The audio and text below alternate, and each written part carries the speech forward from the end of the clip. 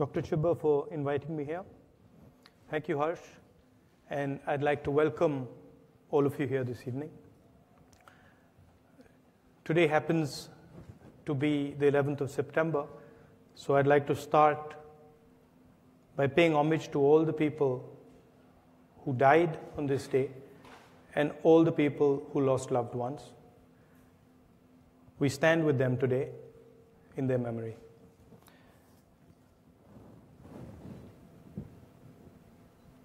As a politician, we get to go to many places and listen to many different people. And I'm going to start today by telling you a little story. Many years ago, you'd remember that there was a huge tsunami that came to India. And it hit the Andaman and Nicobar Islands. And one of the things that we were doing at the time was trying to send aid to the Andaman and Nicobar Islands. And I was looking at a list of people who had died. And there's many communities who live on the Andaman and Nicobar Islands.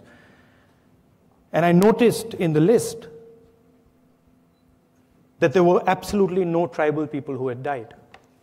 So I asked some of the people there, I said, listen, how has this happened? I said, there's many people who've died.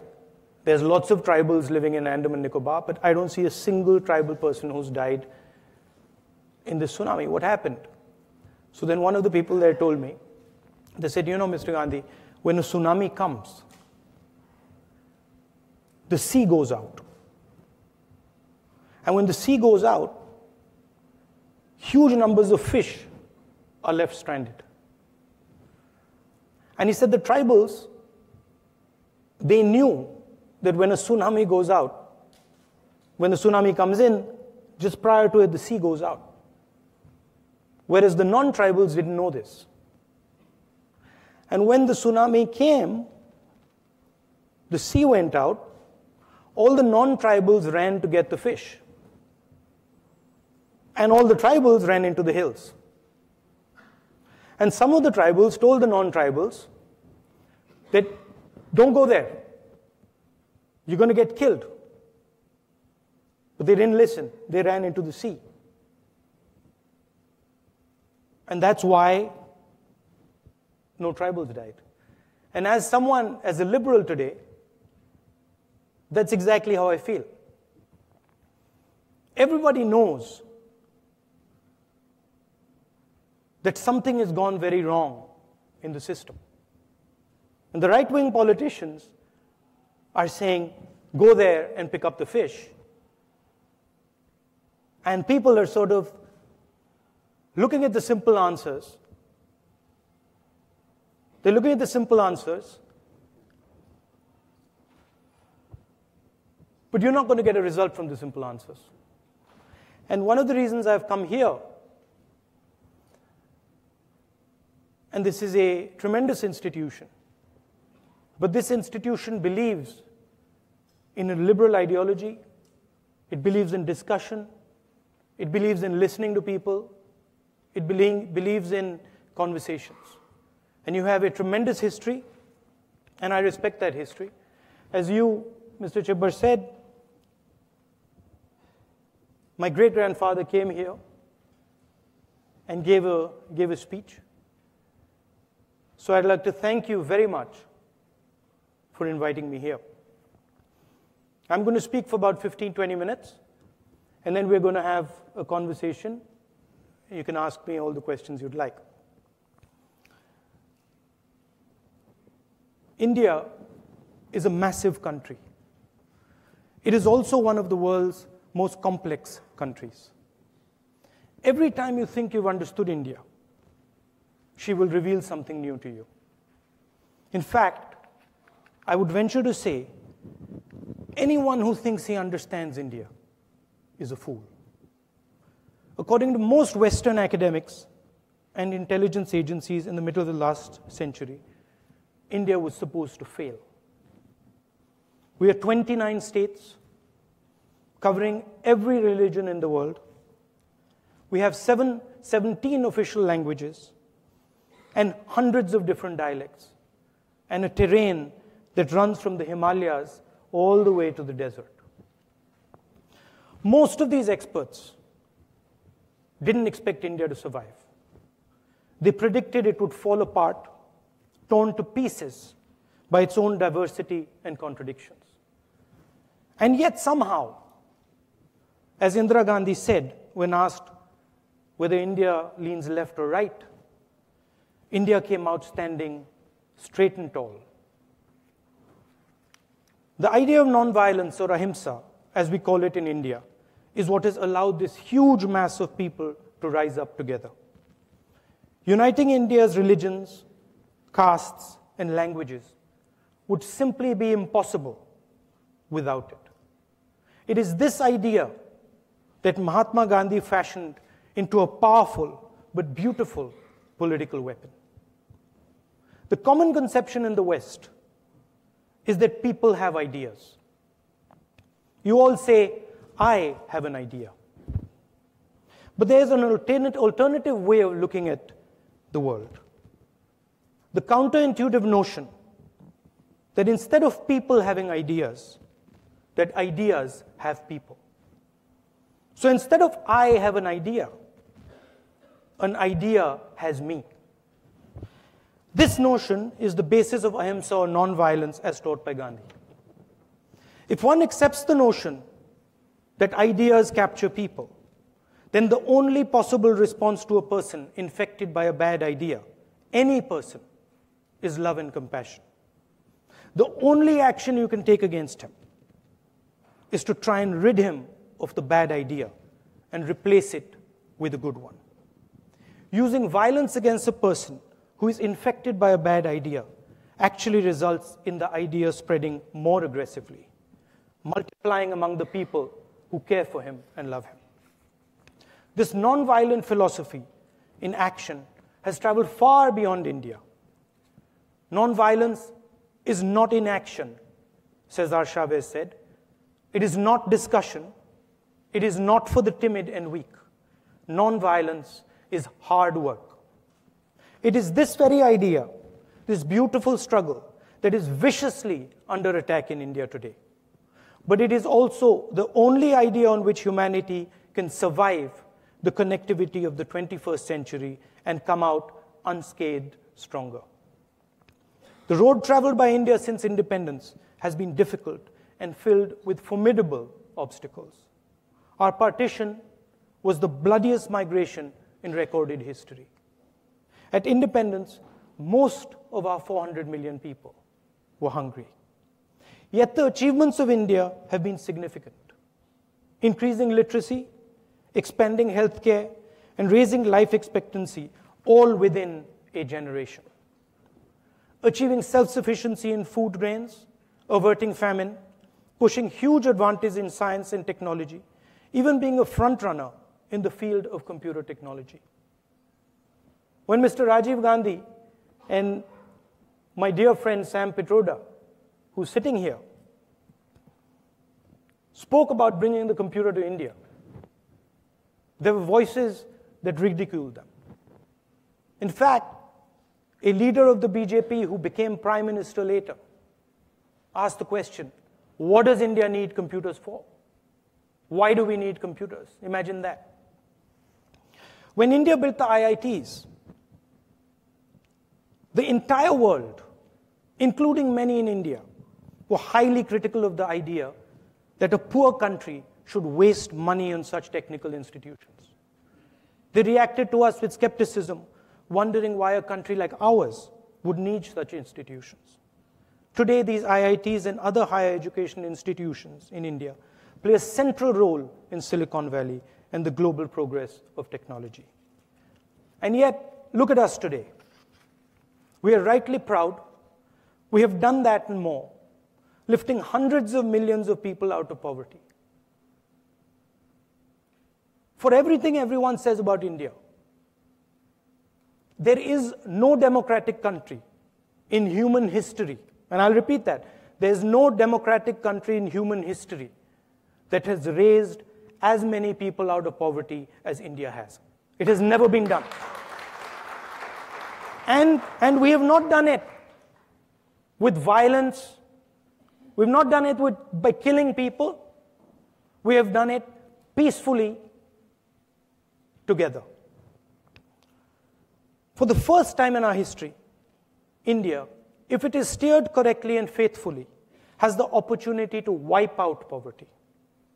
If India is able to lift another 350 million people out of poverty by 2030, it would be an achievement of which the human race can be proud. Doing this will require us to grow at more than 8% over the next 13 years. India has done it before and can do it again. But it is imperative that India sustain a high growth rate for an uninterrupted period of 10 to 15 years in order to do so. At the heart of this powerful engine that India has built with its blood, sweat, and bare hands since 1947 are jobs and economic growth. No amount of growth is enough for India if it is not accompanied by the creation of jobs. It doesn't matter how fast you grow. If you're not creating jobs, you're not actually solving the problem. So the central challenge for India is jobs. Roughly 12 million young people, 12 million, enter the Indian job market every year. Nearly 90% of them have a high school education or less. India is a democratic country, and unlike China, it has to create jobs in a democratic environment. India does not have, and nor does it want, China's coercive instruments. We cannot follow their model of massive factories controlled by fear. Jobs in India are going to come instead from small and medium scale industry. India needs to turn colossal numbers of small and medium businesses into international companies. Currently, all the attention in India is paid to the top 100 companies. Everything is geared towards them. Banking systems are monopolized by them. The doors of government are always open to them, and laws are shaped by them. Meanwhile, entrepreneurs running small and medium businesses struggle to get bank loans. They have no protection and no support. Yet these small and medium businesses are the bedrock of India and the world's innovation. Big businesses can easily manage the unpredictability of India. They're protected by their deep, deep pockets and connections. But the real innovative strength of India lies with the millions of small firms and young entrepreneurs that run them. And they're relying on us to build the financial, communication, and political infrastructure that would allow them to turn their skills into global businesses. Healthcare in the 21st century is being revolutionized. Today, a doctor examines you, analyzes your data, and tells you what's wrong with you. All this is based on his memory. When he retires, that information is lost. Tomorrow, all the medical data is going to be digitized and accessible on computers. Two factors will determine competitiveness in healthcare. First, the type and volume of different medical processes and procedures that are taking place in a country. And second, the genetic diversity of your population. India's size will give it huge advantages. The sheer fact that India performs millions of cataract operations or heart surgeries a year, for example, means we are going to be the best at doing them. But much more important than scale will be India's rich genetic diversity. Thousands of years of cross-culturalism means that India has the world's most genetically diverse population. If medical processes are going to be based on DNA, then India's diversity is going to be a huge global asset. So if you're looking at medical processes in the 21st century, by far the best opportunities for groundbreaking research and innovation will be in India. It is imperative that we start thinking about these systems now, and while addressing the critical concerns of privacy and ownership before they arise. Done properly, this can transform India's healthcare system, and while at the same time, help the world beyond our borders. India has triggered a massive process of human transformation. The nature of India's transformation has now reached a stage where its momentum is so powerful that our failure is no longer an option. Our success impacts the world, But should our country fail, it will shake the entire world. What India is trying to do is to connect 1.3 billion people into the global economy with minimum disruption possible in a peaceful and compassionate way. But don't be confused. If this process breaks down, the potential for violence is massive. I've given you the positives. So before I end, I need to tell you what can go dangerously wrong. Our strength so far has been that we have done all this peacefully. What can destroy our momentum is the opposite energy: hatred, anger, and violence, and the politics of polarization, which has raised its ugly head in India today. Violence and hatred distract people from the task at hand. Liberal journalists being shot, people being lynched because they are Dalits, Muslims killed on suspicion of eating beef. This is new in India and damages India very badly. The politics of hate divides and polarizes India, making millions of people feel that they have no future in their own country. In today's connected world, this is extremely dangerous. It isolates people and makes them vulnerable to radical ideas. Finally, listening to India is very important. She will give you all the answers that you seek. India's institutions have over 70 years built a profound understanding of our country. We have experts in every single field. Ignoring India's tremendous institutional knowledge and taking ad hoc decisions is reckless and dangerous. Decisions like demonetization, which removed 86% of cash from circulation overnight and was carried out unilaterally without asking the chief economic advisor, the cabinet, or even parliament, imposes a devastating cost on India. Currently, we are not producing enough jobs. 30,000 new youngsters are joining the job market every single day. 30,000.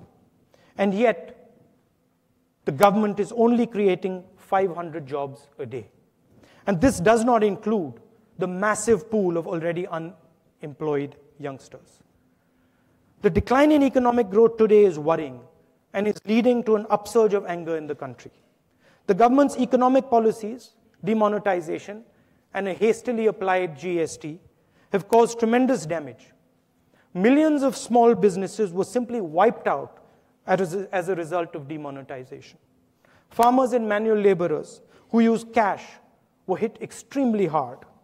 Agriculture is in deep distress, and farmer suicides have skyrocketed across the country.